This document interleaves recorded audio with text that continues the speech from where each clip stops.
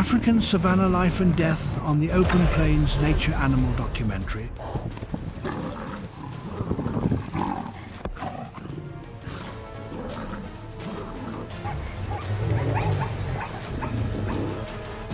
Dawn sits low above the acacia canopy. From the cold grass in the distance, a lion's roar carries across the savanna, so deep the air seems to hold the last vibration. Antelope lift their necks from the new grass. Zebras rotate their ears into the wind.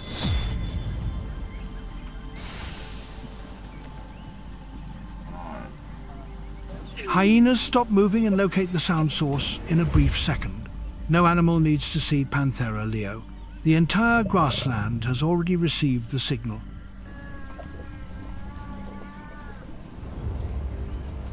This area is inside the operating range of a hunting pride. Before humans built fences or drew borders, nature divided space through body scent, footprints, claw marks on trees, and patrol routes repeated across many seasons.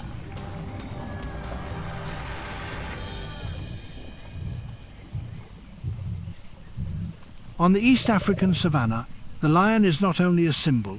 The lion is selective pressure moving through muscle, canine teeth, and coordinated group tactics.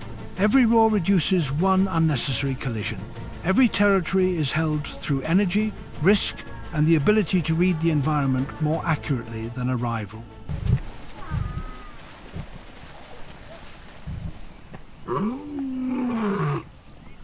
The Great Rift Valley of East Africa opens into a broad ecological stage, bright, exposed, and almost impossible for movement to stay hidden for long. Short grass reveals the shape of a running body. Wind carries scent beyond visual range.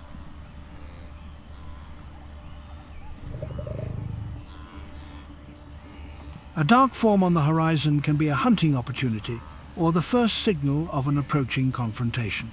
The savanna does not run on chaos. The East African grassland follows the rhythm of water.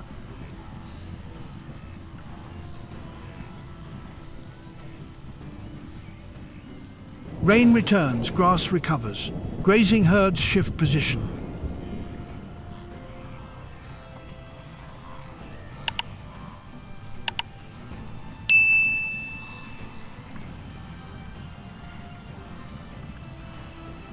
Young animals appear in greater numbers. Predator groups gain new openings to exploit.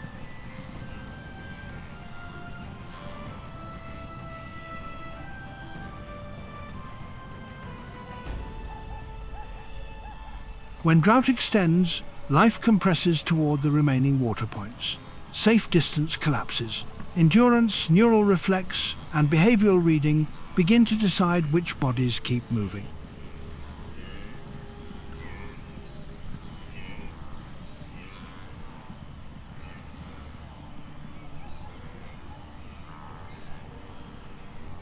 For the Maasai, this grassland is not only grazing ground, it is a living space observed across generations, where soil, rain, grass, herbivores and predators form a larger order.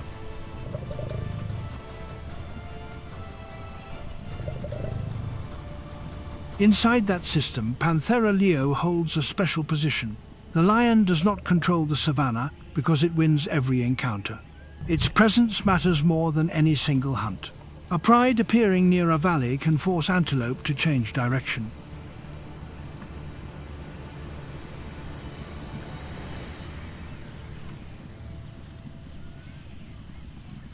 A distant roar can move zebras away from a favorable feeding site. Even a failed ambush leaves danger data inside the memory of prey. That is ecological power, influencing the behavior of many species without needing to attack continuously.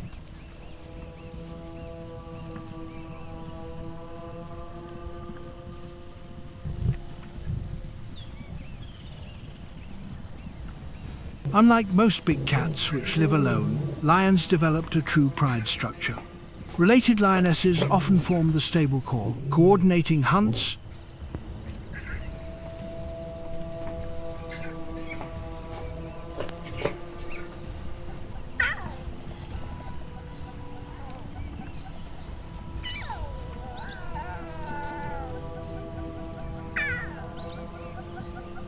protecting cubs and sharing feeding zones. Subadult individuals learn through observation, wind direction, prey response, the moment to accelerate, the angle of approach.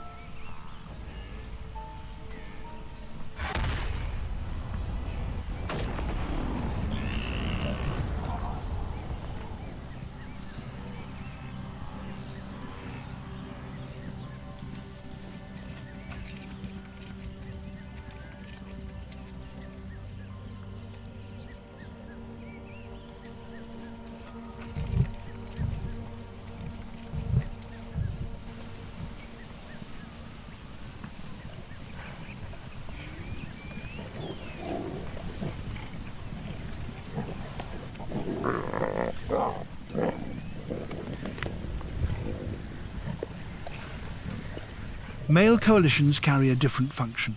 Large body mass, a thick mane and physical pressure give adult males an advantage in territorial conflict.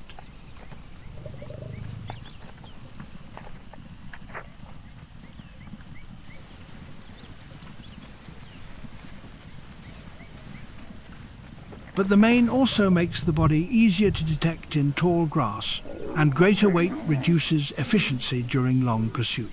For that reason, dominant males often focus on patrols, boundary marking, blocking rival coalitions, and intervening when prey is large enough to require additional holding force.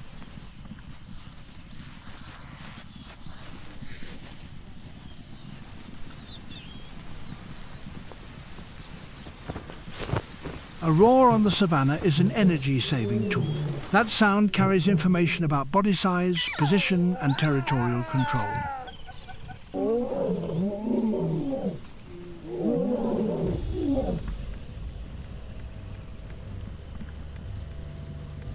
A rival pride may change direction before contact occurs. Hyenas may leave a carcass instead of entering a direct dispute. In Maasai culture, the lion was once tied to warrior trials.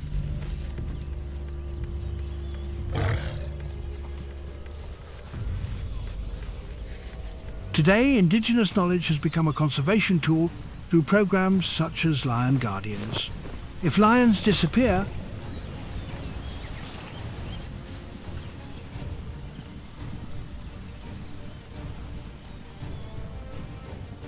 the savanna loses more than a symbol. The grassland loses a regulating force at the highest level of the food chain.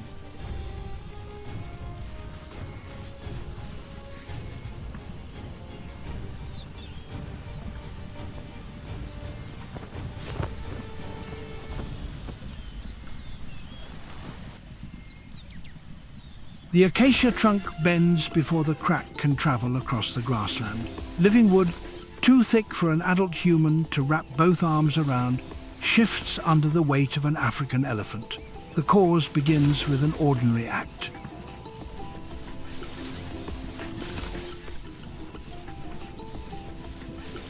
Loxodonta africana is reaching for higher leaves. On the savanna, an elephant's meal rarely serves only the animal eating it. When the canopy opens, sunlight reaches grass that had been locked in shade. The soil absorbs more heat. Moisture patterns shift.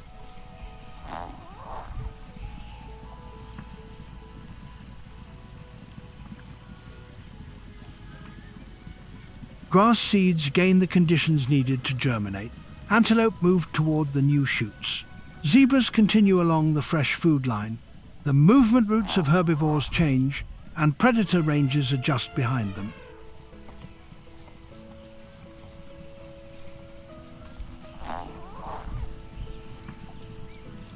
From one broken branch, an entire ecological chain reaction begins to spread.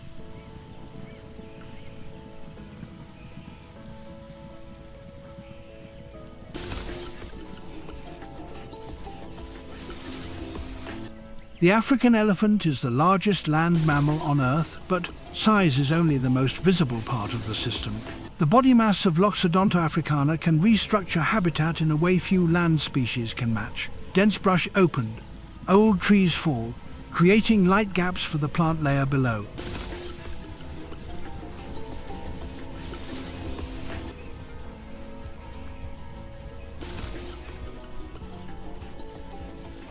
Dry ground is dug open when surface water disappears. Paths cut through thick vegetation become movement corridors for smaller species. The savanna is shaped by rain, fire, grass, and the heavy steps of elephants.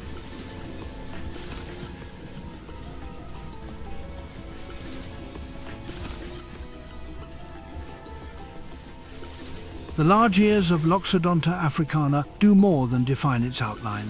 Inside each ear is a dense network of blood vessels. Each time the elephant fans its ears, blood moves through thin tissue and cools against the air.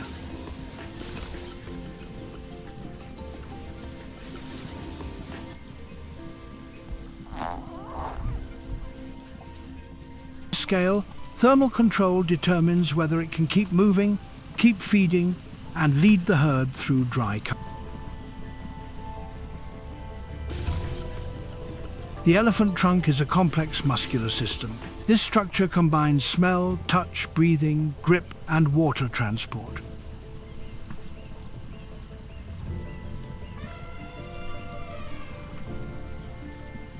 It can draw in water, it can throw mud over the skin, it can pull down a heavy branch, it can read scent from the ground, it can lift a small object from the grass. Power and precision operate inside one organ.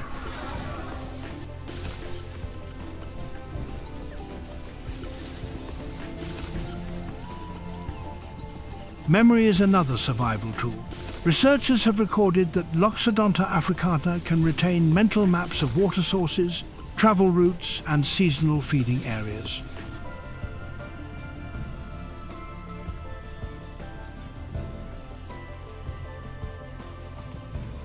The matriarch carries experience from earlier droughts, long-distance movements, and patches of land that held water after most of the plain had gone dry.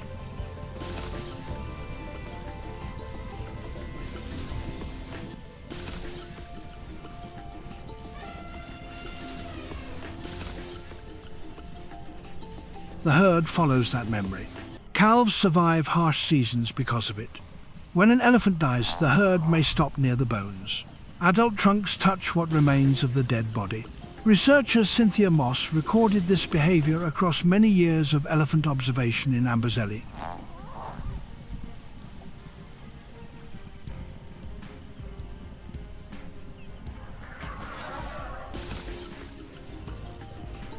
At Zakuma National Park in Chad, the story shifts into field conservation. Poaching once drove the local elephant population close to disappearance. By 2010, African parks and the government of Chad reorganized protection through satellite collars, dedicated ranger units, movement monitoring, and systematic patrols.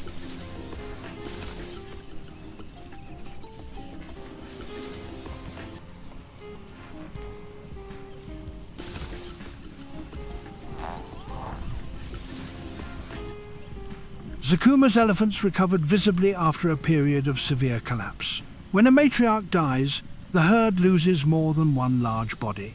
Drought routes, water sites that once saved the group, and danger avoidance experience can disappear with her. On the savanna, the memory of one individual can hold the future of an entire herd.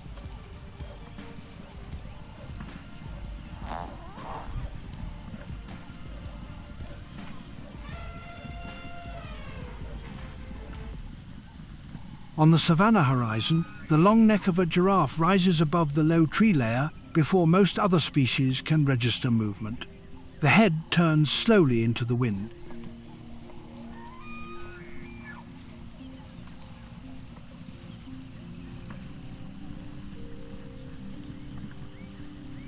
From that height, the grassland is no longer a broken set of fragments at eye level. Giraffe camelopardalis reads space from an angle that antelope, zebras, and warthogs cannot reach. The giraffe is the tallest animal on Earth, but height does more than create a different silhouette.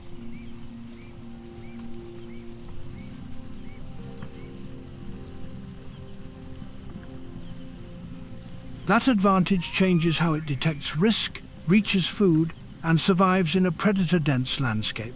While lower herbivores look through grass and thorn directly ahead, the giraffe can scan over canopies, open gaps, and distant shade. An unusual lion movement beneath an acacia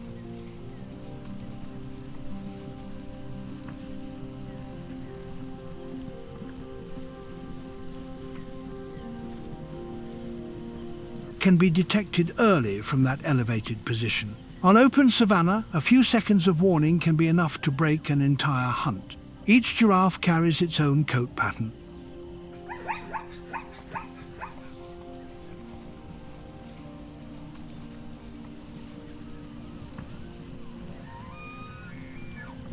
Those patches help researchers identify individuals in the field, while also supporting camouflage when light breaks through trees. No two Giraffa camelopardalis individuals carry the exact same pattern.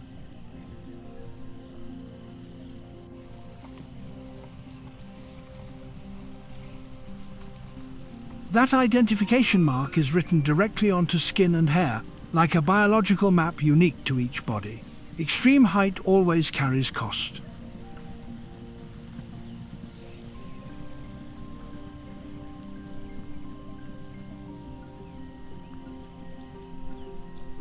To move blood to a brain far above the ground, the giraffe requires a circulatory system built for high pressure.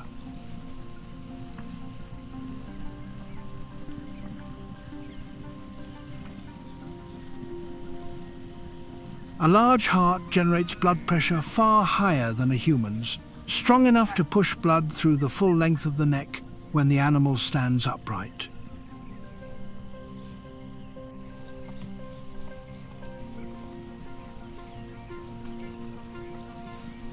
But that pumping force creates risk. When a giraffe lowers its head to drink, gravity can drive blood downward too fast. Specialized valves in the neck regulate flow.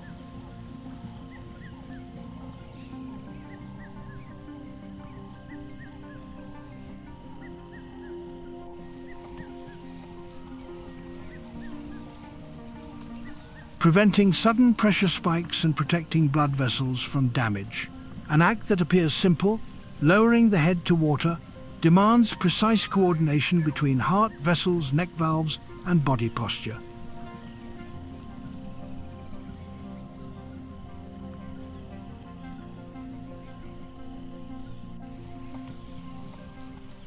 Drinking is the dangerous moment. Giraffa camelopardalis must spread the front legs, lower the long neck, and temporarily lose its observation advantage. Turning ability drops sharply. If lions approach at that moment, the tallest animal on the savanna can become easier to lock onto than at any other time of day.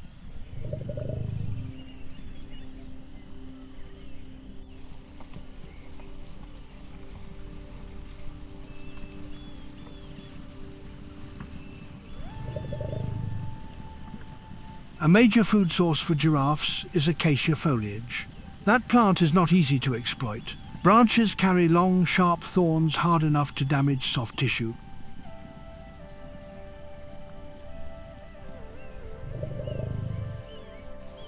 The giraffe handles that problem with a long, flexible tongue, blue-black in color and rich in melanin, reducing solar damage during extended feeding. The tongue wraps around a branch and pulls leaves through the thorn gaps, while the lips help limit contact with the sharp points. A large body forces this feeding cycle to repeat many times each day to maintain energy.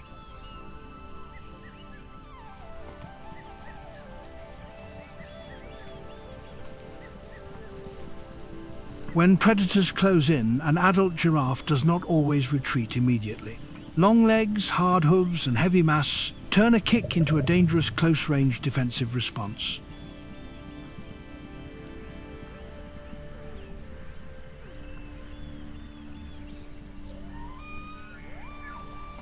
A lion approaching from the wrong angle can suffer severe injury to the skull, jaw, or ribs.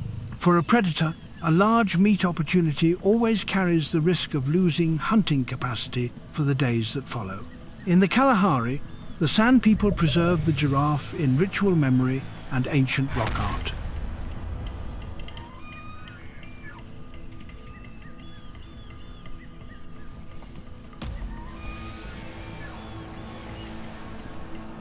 The giraffe dance reflects the special place of the tallest animal in the cultural memory of the land.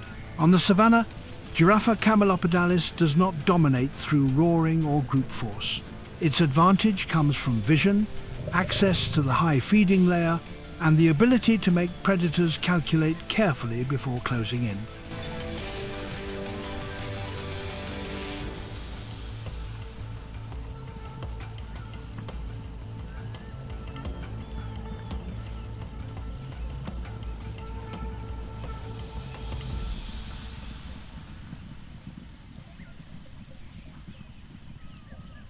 A rear hoof stops on cracked ground. A lone wildebeest lowers its body beside dry brush after days without reaching stable water. Heat has stripped weight from its frame. Breathing slows. When the sun clears the horizon, the animal does not rise again.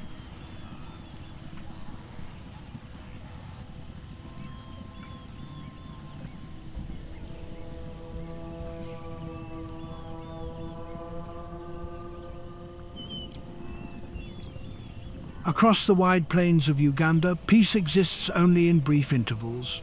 Drought pulls water from soil, grass, and the shallow depressions that once held life after the rains. Resources contract. Every species is forced closer together.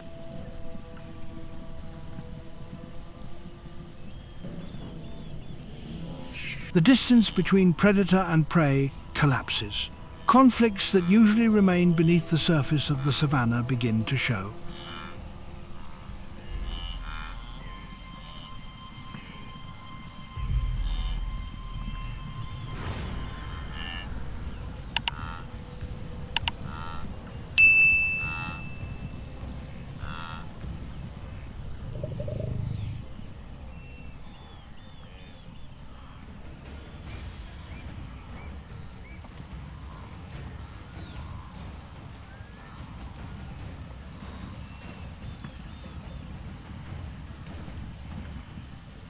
In these encounters, lions and Cape buffalo create one of the highest risk confrontations on the plain. Panthera leo holds a top predatory position through muscle, group tactics, and spatial coordination in open terrain.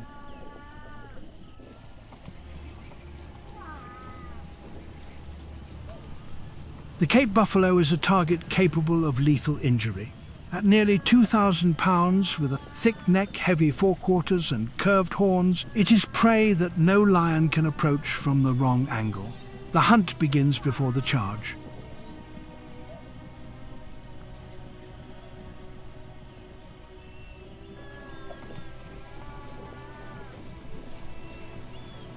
The lions move low through tall grass, their coats blending into the dry yellow plain. The target is an old buffalo separated from the main herd. One rear leg steps slightly off rhythm, the remaining trace of a recent breeding conflict.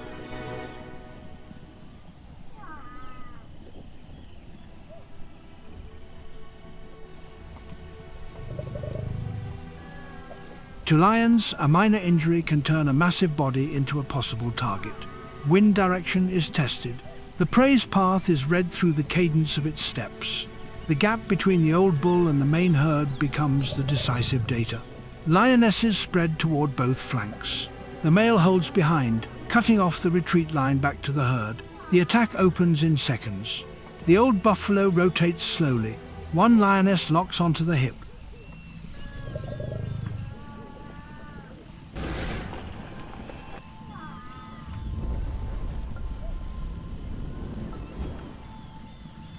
The horns sweep sideways, striking another lion across the shoulder with enough force to drive major shock through bone.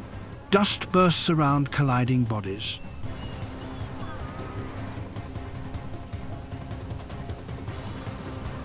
The male closes last, clamping his jaws around the muzzle.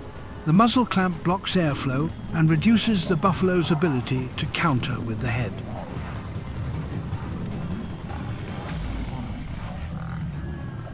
The Cape buffalo struggles for several minutes.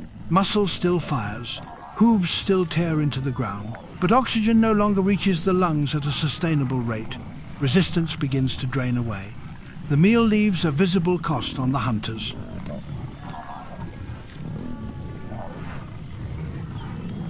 Several lionesses carry wounds from horns and hooves. One individual steps unevenly, a sign of damage through the shoulder or rear limb. Bringing down a Cape buffalo is an exchange between energy gained and injury absorbed.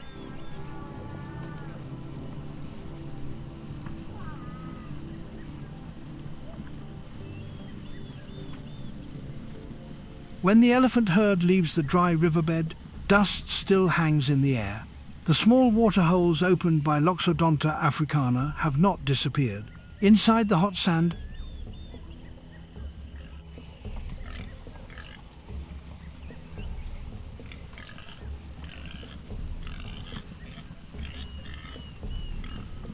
the remaining muddy water is enough to pull other life closer. From the edge of thorn scrub, the African warthog steps out. Phacochorus africanus does not carry the slender frame of an antelope.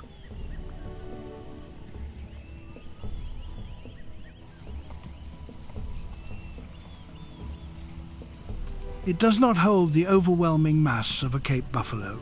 A low body, dark skin, stiff bristles, and a heavy head give the warthog a rough profile built for dry ground, thorn cover, and impact.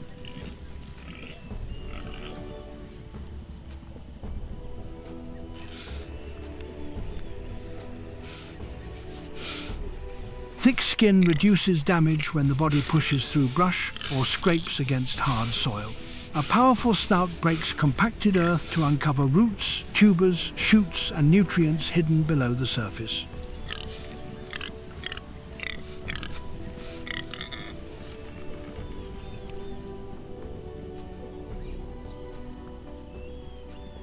During drought, when grass can disappear quickly, digging becomes a real survival advantage. The tusks are what make Phacochorus africanus difficult to handle. In mature males,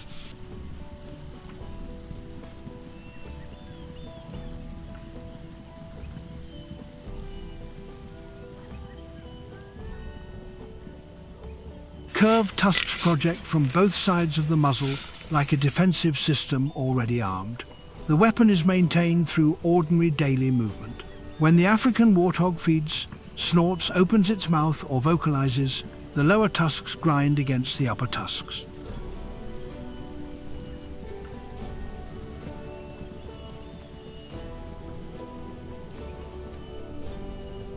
Repeated friction sharpens the tusk edge over time. The weapon does not need constant use to remain effective. Normal body mechanics are enough to maintain the blade.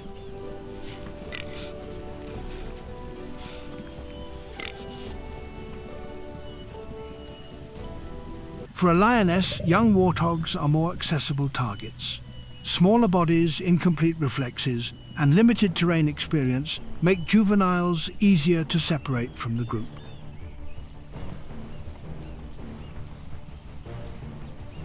A mature male warthog is a different problem. It does not carry the mass of a Cape buffalo. It cannot sustain speed like an antelope.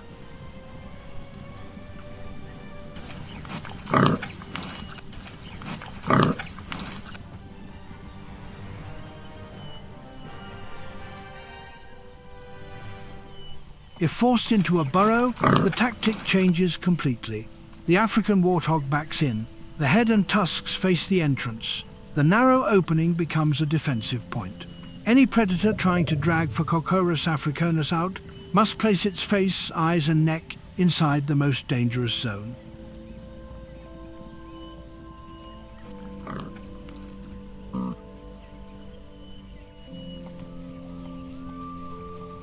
A young leopard or inexperienced cheetah can pay with an ear, an eye, or an injury that reduces hunting ability afterward. Lionesses that have encountered warthogs in burrows often approach with greater caution. A meal loses value when the cost is damage to the face, jaw, or shoulder. The African warthog does not need to dominate the savanna to survive. Phacochorus africanus survives through impact-resistant skin, a digging snout, tusks sharpened by daily movement, and the ability to choose the exact moment to run or hold ground.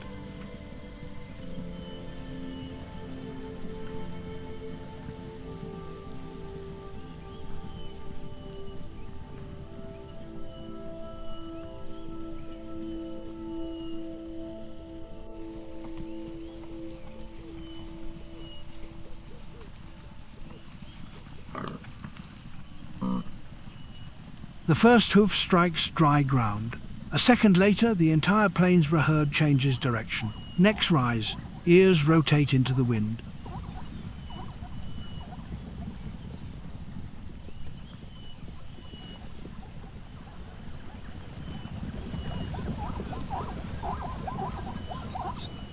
Black and white bodies begin to break into a wide-moving pattern across the savanna. Equus quagga does not survive through speed alone.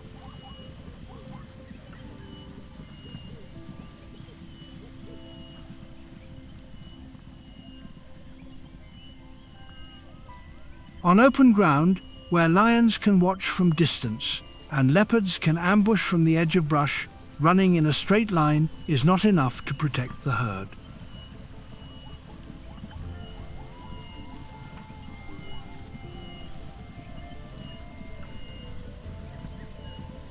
The first advantage is written on the skin.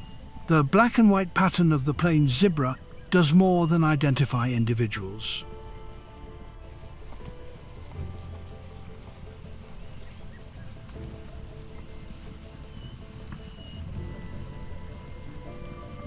When the group moves at once, stripes overlap, intersect, and fracture the outline of each body. This effect is called motion dazzle. The predator can still see the zebras.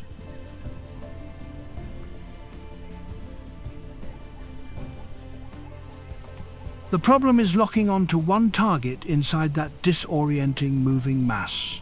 A lion must select the weak individual, predict its running line, and calculate the interception point.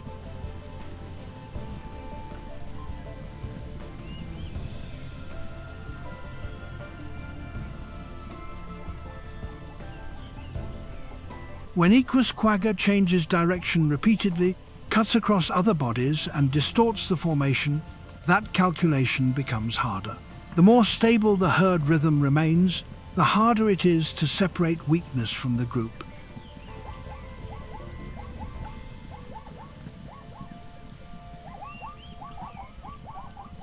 But this defensive system works only while distance remains wide enough. One individual slowing down, drifting from the group, or losing direction for a few seconds can become the lock point for a lion.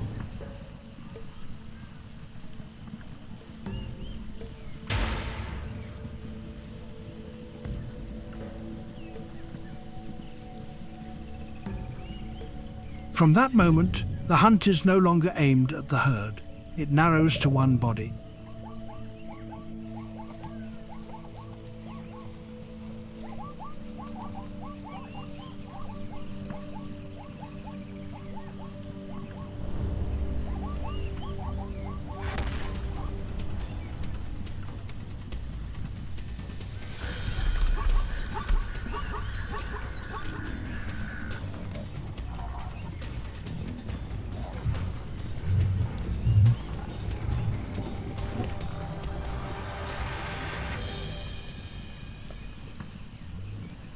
Social structure helps zebras maintain formation as pressure rises.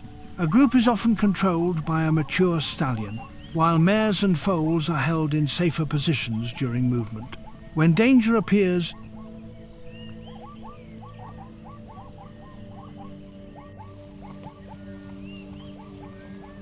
adults can shift position to shield vulnerable individuals while keeping the group tight enough for the stripe effect to remain active.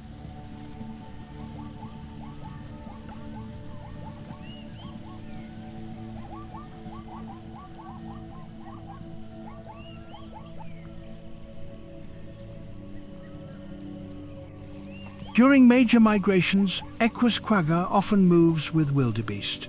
The two species do not need complex communication to benefit from one another. Wildebeest read water scent and danger on the wind. Plains zebras detect movement well across open grass.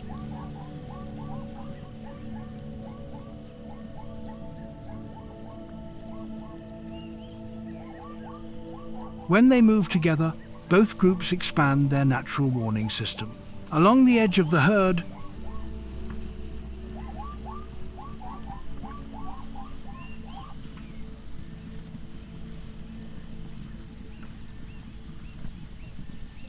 Impala carry another defensive design. Epicerus melampus uses a lean body, long legs and long-range leaping to break a pursuit line. A high jump helps Impala clear low brush and shallow ruts, while making the landing point harder for a predator to predict.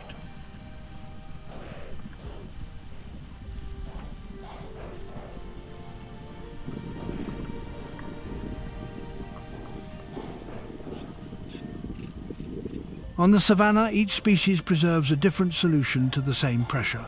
Warthogs use tusks and burrows.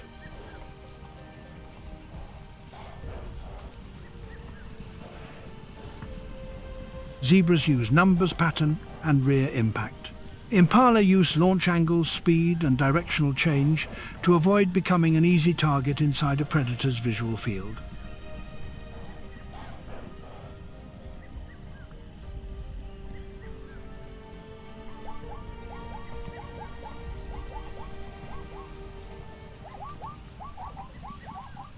Beneath brown water, a massive body almost disappears. On the river surface, only the eyes, small ears and nostrils rise through the mud. The hippo is still, but stillness does not mean safety.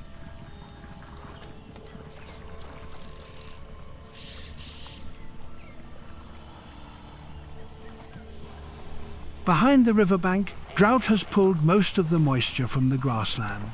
The soil has cracked into hard plates.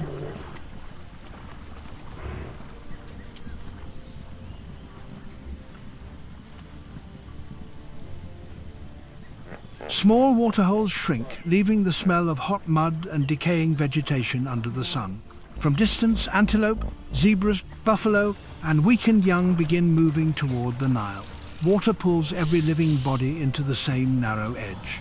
Each step toward the river reduces the risk of dying from thirst.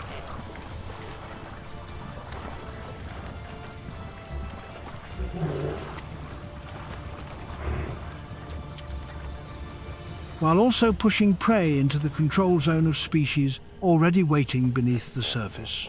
Hippopotamus amphibius does not need to hunt to become dangerous. The hippo controls territory through body mass, teeth, and extremely fast short-range response.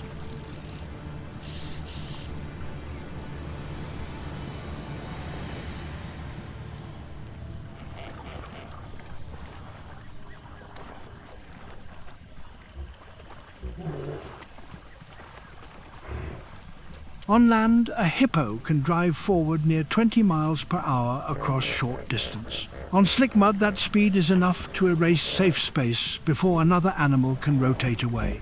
The hippo jaw opens wide, exposing canines more than 1 foot long. Bite force near 800 psi can inflict severe damage on bone, hardwood, or smaller crocodiles.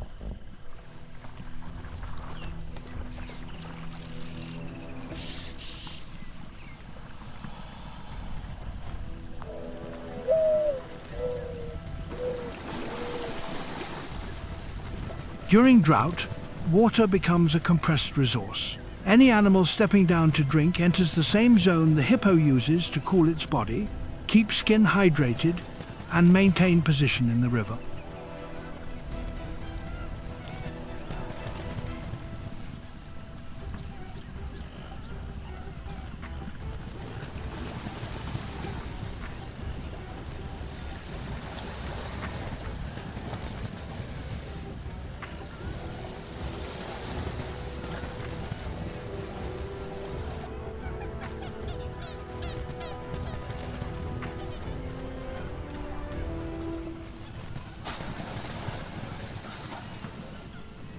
Hippo skin is highly sensitive to sun exposure. If it remains out of water too long, the surface can dry, crack, and bleed.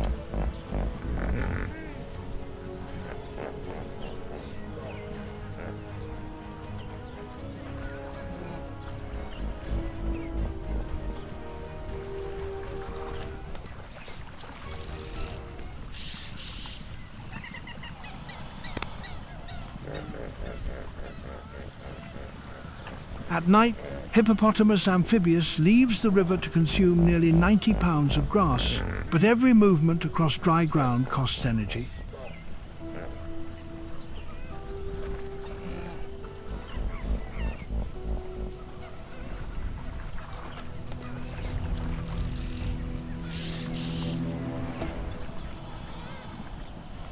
A few yards away, mud color conceals another form of danger. Crocodilus niloticus lies tight against the bank, so low it nearly merges with the river. Eyes and nostrils set high on the skull allow the Nile crocodile to observe without exposing the body. The tail remains submerged. The forelimbs press tight, the jaws stay closed. The Nile crocodile's strategy depends on small errors by individual animals, a hoof slipping from the mud edge.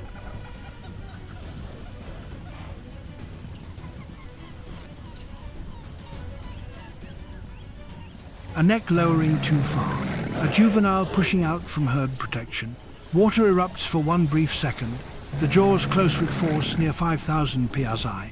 The river pulls the prey down, locks it in place, and hides the entire process under muddy water. When the surface closes again, the remaining herd sees only ripples, disturbed silt, and an empty space where a living body stood.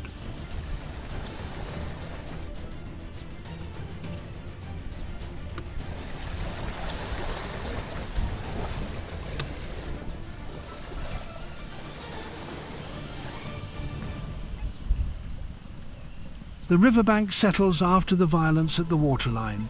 Reeds tremble lightly. Papyrus closes over the shallows.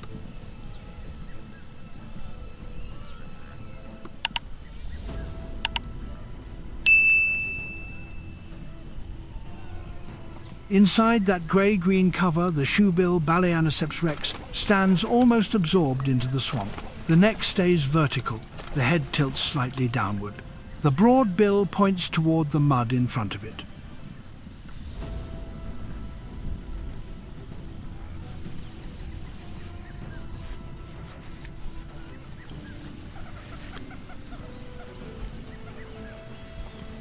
The shoebill's hunting strategy begins by removing movement from the body.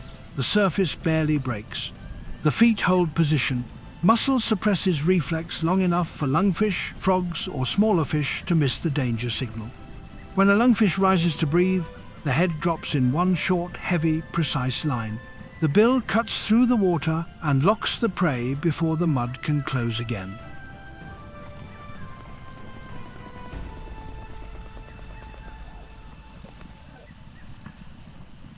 Beyond the swamp, the secretary bird, Sagittarius serpentarius, walks through short grass on long legs.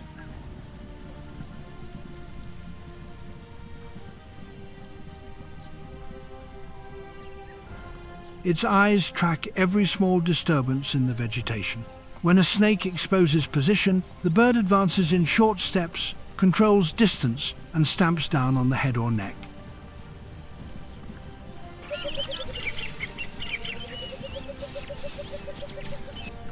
Above the river, the African fish eagle, Haliaetus vocifer, reads the water with severe visual precision. The wings fold, the talons open before contact. One strike is enough to pull prey from the current.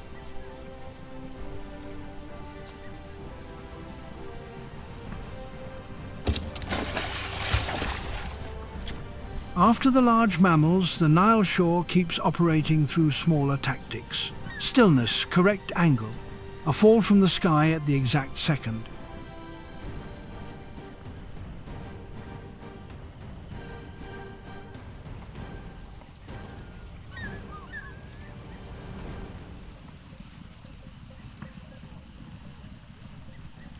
Sunlight falls through the dry canopy in broken plates. Dark gold, soft black. Shade fractured across burned grass. Inside that light structure, the coat pattern of the African leopard nearly dissolves from view.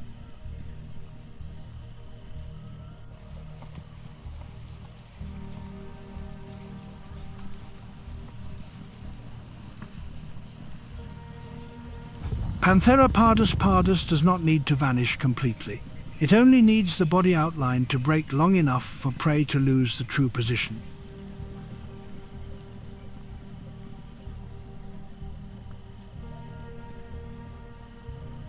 At midday, the savanna slows. Antelope hold close to tree shade.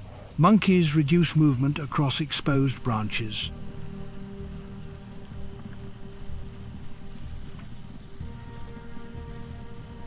Lions and cheetahs limit energy output under the heat. That severe interval opens a working window for the African leopard. A lean frame, flexible shoulders, and black gold rosettes allow Panthera pardus pardus to slide through broken light without forming a clean shape.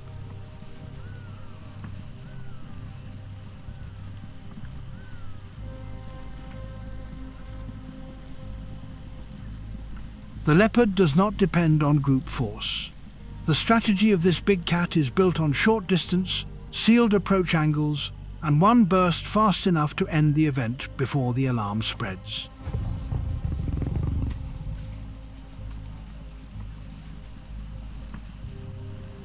During drought, patience controls most of the hunt.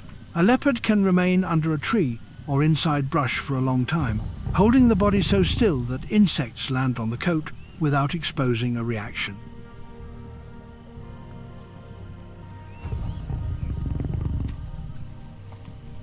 The eyes scan dry grass for targets that may slip from the protection rhythm of the group. Young animals, prey weakened by water loss, monkey groups forced lower to feed. The vision of Panthera pardus pardus is especially effective in low light. High rod cell density, combined with the tapetum lucidum reflecting light through the retina, helps the leopard detect motion in darkness.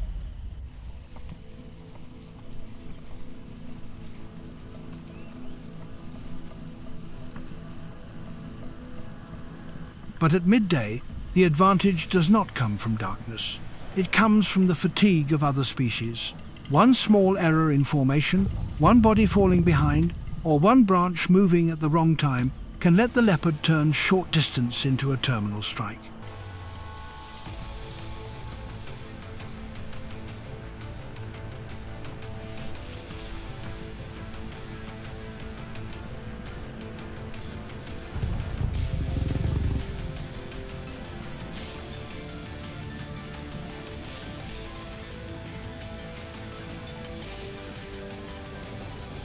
The charge is fast. Explosive speed drives the body out of shade, and the jaws lock before the area can respond. But a fallen prey animal is not the end.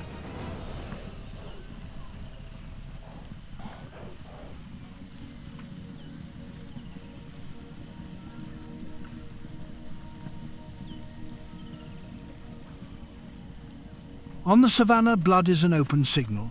Hyenas can track the scent. A passing lion can take the entire result. Vultures above can pull more competitors toward the site, so the leopard must move the meal off the ground. Neck, shoulder and jaw strength allow Panthera pardus pardus to drag the carcass into a tree, where trunk and branch height change the competitive balance.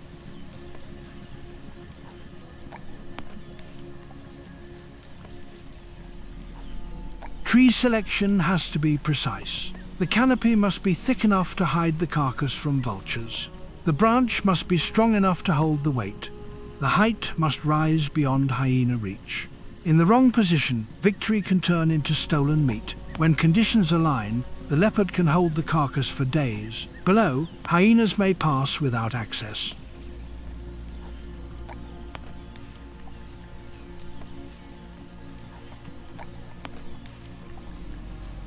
Lions can smell the meat, but three-dimensional space now favors a solitary hunter.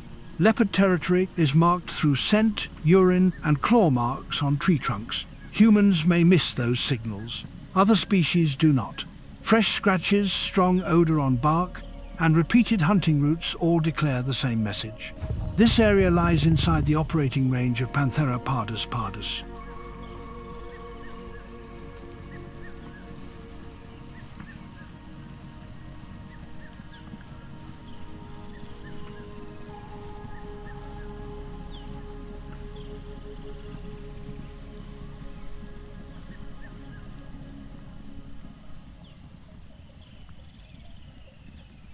Nearly 2,000 pounds of body mass stands motionless under the sun. The Eland, Tragelaphus oryx, is the largest antelope, but size is only the outer layer of a body built for dry country. Spiral horns rise from the skull and can extend several feet.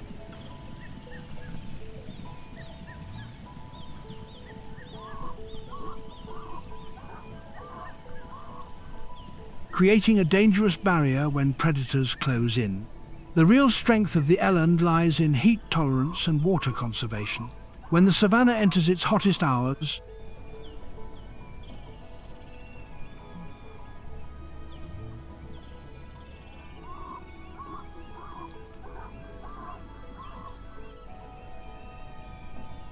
many mammals cool themselves through sweating or rapid breathing.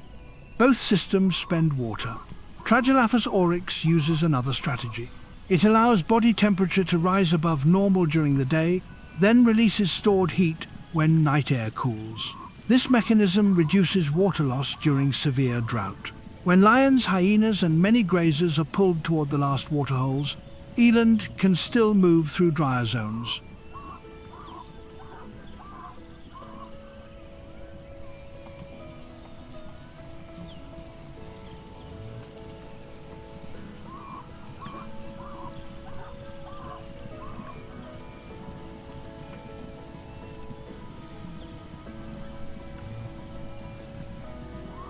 Distance from water is also distance from risk. The farther it moves from predator concentration points, the better its chance of avoiding contact. Height and body mass allow eland to reach leaves, shoots, and branches in a feeding layer smaller herbivores cannot access.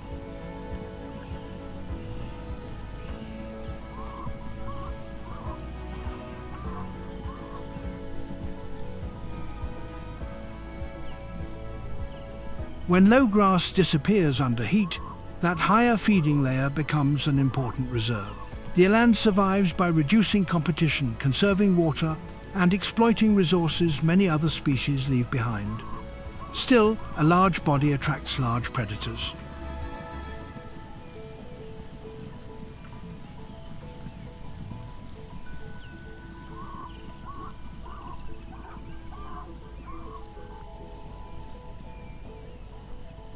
A full-grown eland represents a major meat return for lions or hyenas, but the risk is significant. Powerful hind legs can deliver a kick strong enough to fracture the ribs of an adult lion.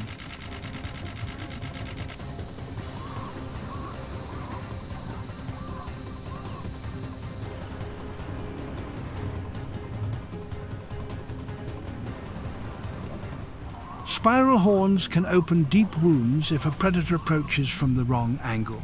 A failed hunt does not only cost the pride energy. Injury to the shoulder, jaw or rib cage can reduce hunting capacity for days. Eland often move in small family groups. When danger appears, adults can rotate the formation, keeping calves in the center with heads and horns facing outward.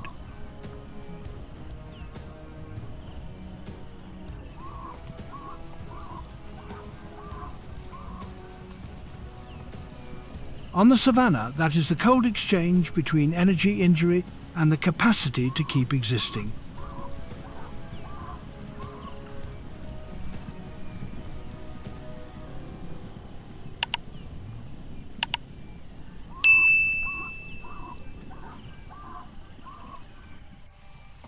On a dry termite mound, a male topi stands almost motionless. The head remains fixed in one direction. The ears adjust to every minor change in the wind.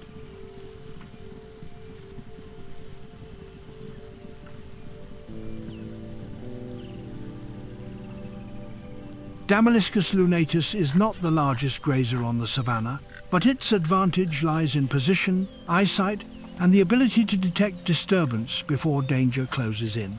A small rise above the grass is enough to expand the field of view.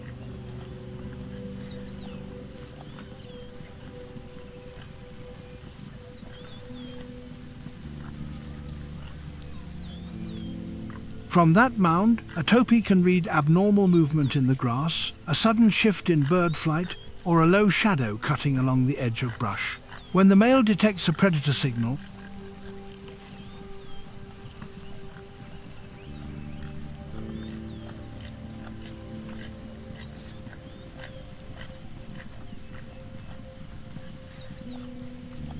the first response is not always flight. The body locks, the head holds still. That posture change becomes a signal to other species nearby. Zebras lift their heads first. Giraffes stop feeding moments later.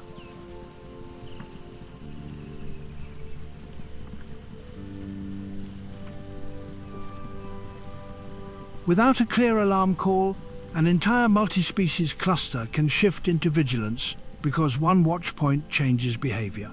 For a lion or leopard, an ambush detected too early means the loss of surprise.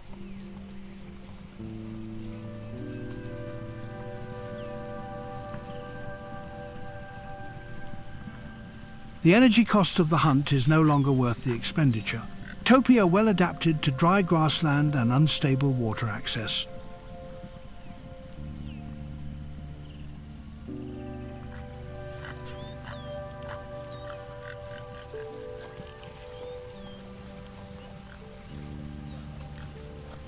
A compact frame, long legs and rapid acceleration allow Damaliscus lunatus to escape many pursuits when the starting distance is safe enough. Socially, Topi often form small family units or medium-sized herds. Adults hold the outer positions, young remain closer to the center.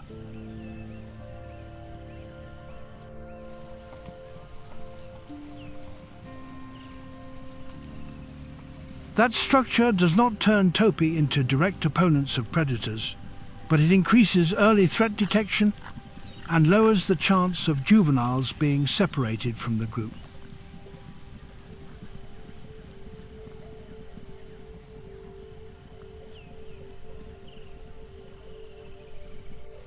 Across the Ugandan savanna, Rothschild's giraffe creates another observation layer.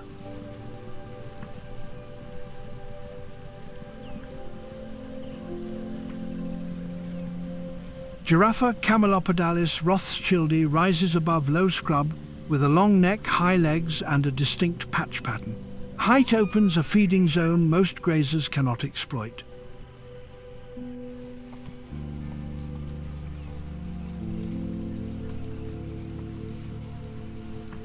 New leaves, soft shoots and elevated branches become lower competition resources during the dry season.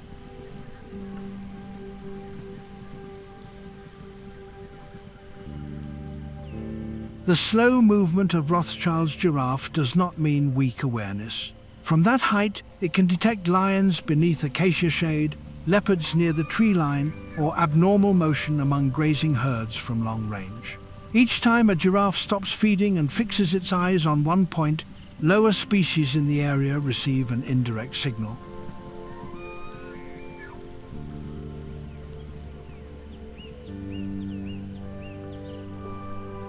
The savanna does not depend on one alarm system. Many species share space, read one another's responses, and form a natural warning network. Rothschild's giraffe is also one of the rarest giraffe subspecies.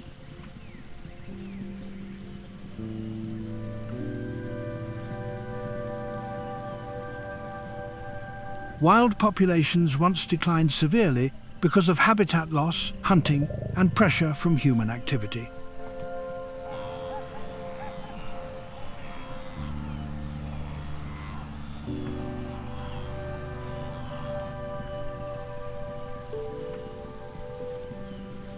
Conservation programs in Uganda and Kenya have helped Giraffa camelopardalis rothschildi move beyond the most dangerous threshold.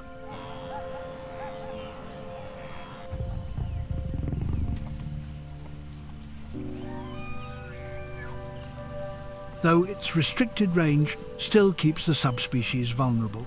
Topi read danger from the grass layer. Rothschild's giraffe watches from the height of the trees.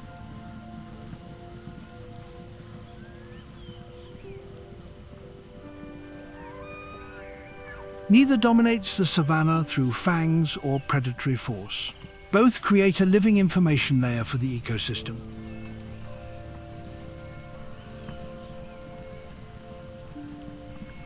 In Uganda, detecting danger early can matter as much as running fast.